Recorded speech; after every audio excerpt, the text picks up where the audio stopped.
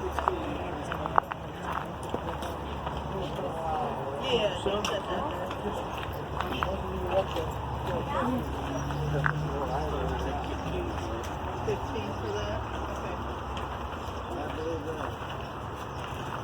think Judy's got some more things too. Sure, she's got something on her.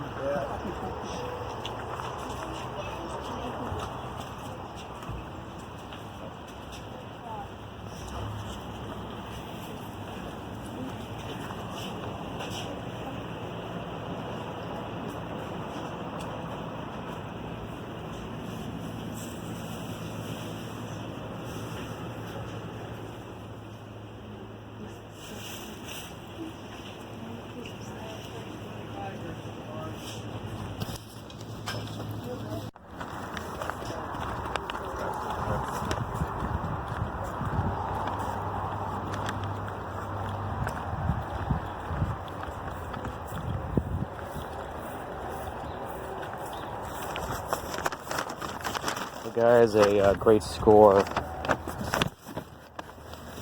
It's like a garage slash estate sale, and I beat all the jewelry people here. So I'll do a quick little show you what I got here, and then I'll go into a little bit more detail.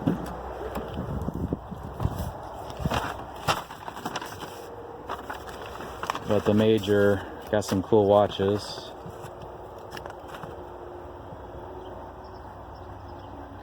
Just have a Hamilton quartz.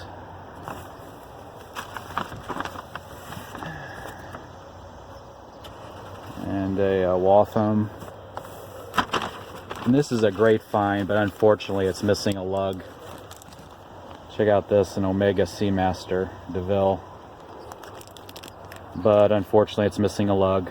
So a lot of gold jewelry, and I paid a total of $86 for everything. So I'll do a recap later. How's it going? Back again. I went to a garage slash estate sale this morning. Woke up early. I could tell it was a like a family run type sale. So actually I got there probably almost 40 minutes early, and there was already people there. It appeared they were just looking around in the garage, and I noticed up on the corner of the garage there's a bunch of jewelry, and I think I might have been the first person to actually go through it. So this is what I actually picked up. The lady wrote down a piece of paper, a newspaper, what I bought, and ended up paying $86 for everything I'm going to show you. Made some really good buys and then some mistakes. So I normally only buy gold and silver, but they had some antique type jewelry that was really cheap, so I ended up picking it up, take a chance on it.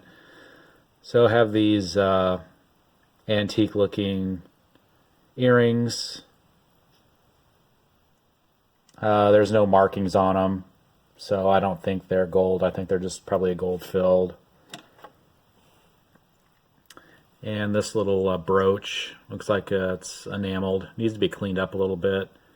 I tested it. It is not gold, but I think I paid like $6 for it. I thought it was cool, so I decided to take a chance on it.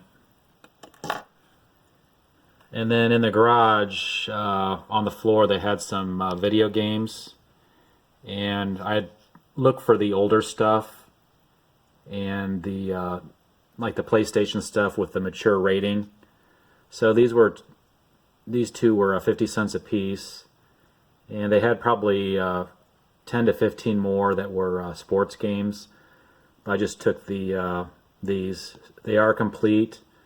This one looks to be worth around $25, and this one I think around $15. So $40 turnaround for $1. And then I guess I'll show you the mistakes. I flipped this over, I had my loop, I looked at it real quick, and I saw it said 12 karat, so I just picked it up. It was only $7. But on closer inspection, it looks like it might be gold filled. It's cut off around the clasp where there's a 0. So I'm guessing it's 1/20th, like a gold plate. and the charm itself is not marked at all. So if I would have known that, I wouldn't have bought it, but based on the other stuff I got, no big deal.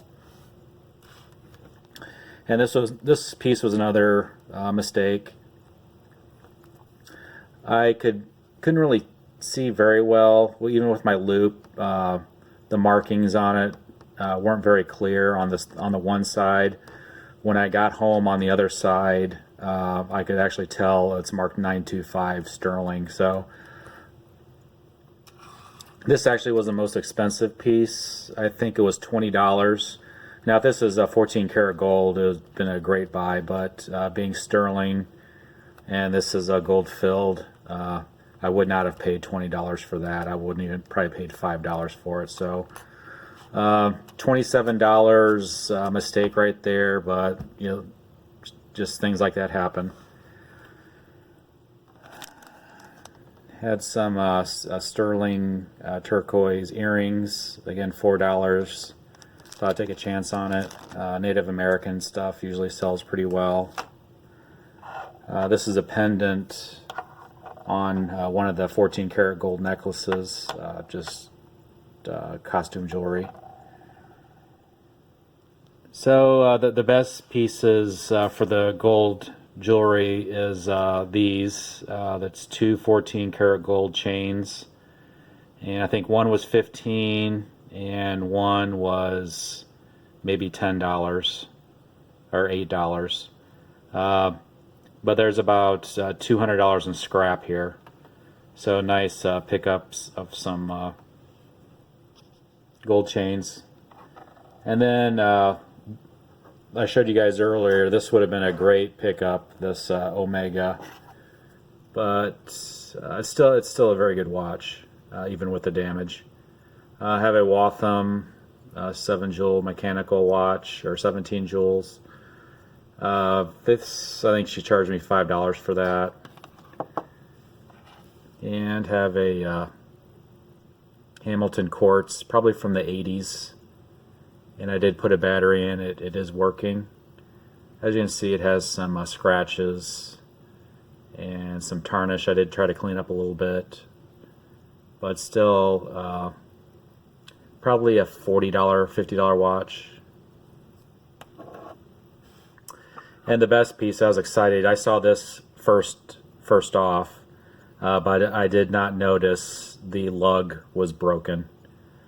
But we have a Omega automatic sports, Seamaster DeVille, and as you can see, it is missing a lug.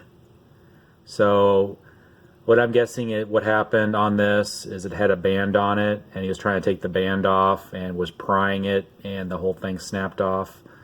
These don't look to be put on very well by Omega. As you can see, I could see how easily they could be snapped off. There's no really support on either side. So this looks like to be a retirement type piece. It's like his name and 25 years from 1942 to 1967, I think it says. Stainless steel, but the bezel is marked 14 karat. So I would have loved to just add this to my personal collection, but being damaged, I'll probably just end up selling it on eBay. He did like a bush fix.